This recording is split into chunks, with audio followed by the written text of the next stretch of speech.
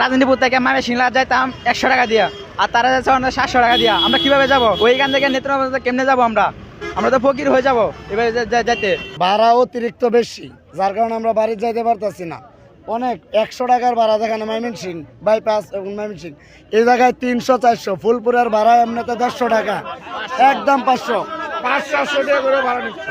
যেখানেই যাই ওই 500-র নিচে নাই। যদি মাওনাও যায় না আমি 500 টাকায় দিতে হবে, এর কম না। শুধু তারা কম টাকার লোক উড়াইবই না, 50 টাকার ভাড়া উড়াইব না তারা, একদম 500-র নিচে কোনো ভাড়া নাই। এবং কি আমাদের হাতেও টাকা নাই, 1 নাম্বার কথা, বেতন দিচ্ছে কিন্তু টাকা উড়াইতে পারতাছি না।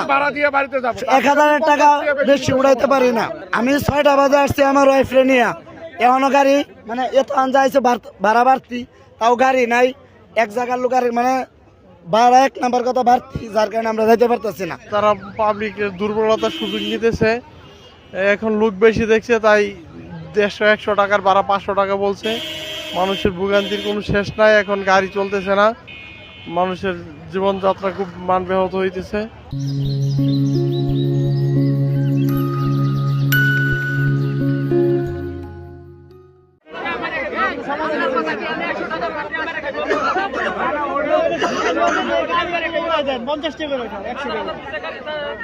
খালি আছে ট্রেডিং করে নাকি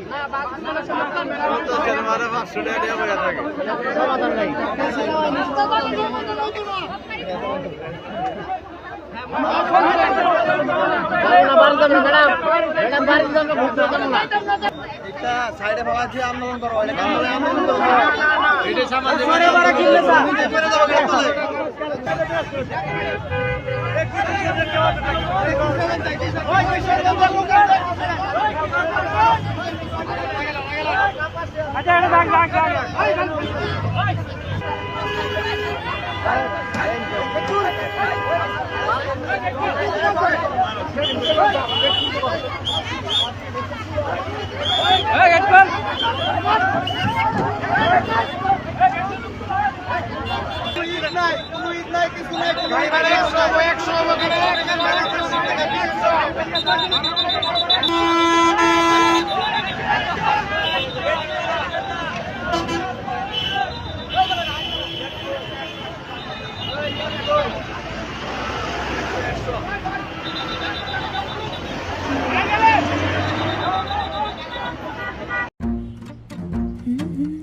এই চল না বার্গার খাই।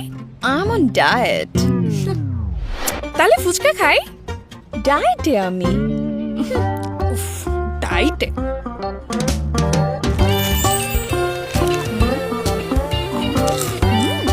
কি রে তুই না ডাইটে?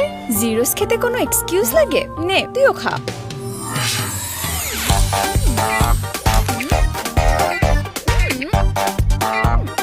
Zero excuse for prawn zero chips.